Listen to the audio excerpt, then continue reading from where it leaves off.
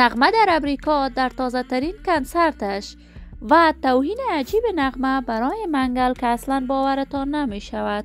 افشای حقایق و رازهای پشت پرده زندگی نغمه با منگل. جدیداً نغمه این کنسرتش چی تاریخی برگزار شده بود و رفتار عجیب و باور نکردنی نغمه با آدینس در این کنسرت. من در این ویدیو پیرامون حقایق همین ماجرا خواهم پرداخت. پس در ادامه با کانال دنیا اینفو باشید.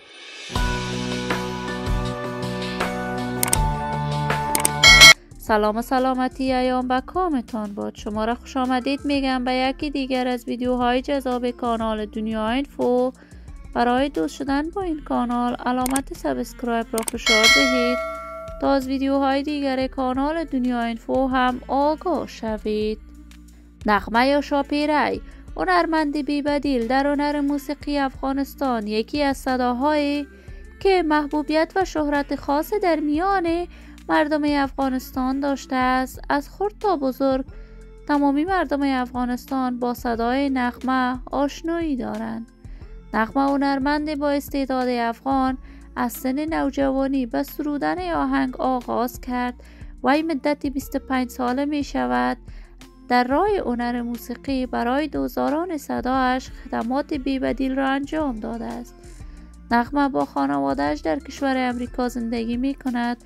نغمه در سال 2006 از منگل همسر اولش جدا شد و بار دیگر ازدواج کرد.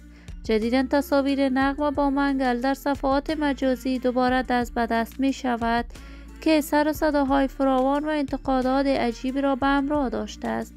نغمه در تازه ترین کنسرتش که در کشور امریکا برگزار کرده است، منگل را خرس بروتی خطاب کرده است که این کار نغمه مورد نقد شدید و گسترده علاقمندان و طرفداران صدایش قرار گرفته است.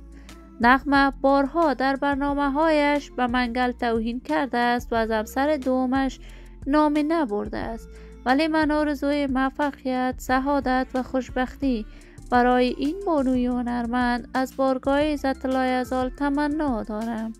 عزیزان و دوستان خوبم، شما هم نظریاتتان را در بخش کامنت با من شریک بسازید. اگر تا هنوز عضو کانال دنیا اینفو نشدید، پس برای عضویت با این کانال علامت سابسکرایب را فشار دهید. صحت و سلامتی برای شما خوبان از بارگاه عزت لایزال تمنا دارم.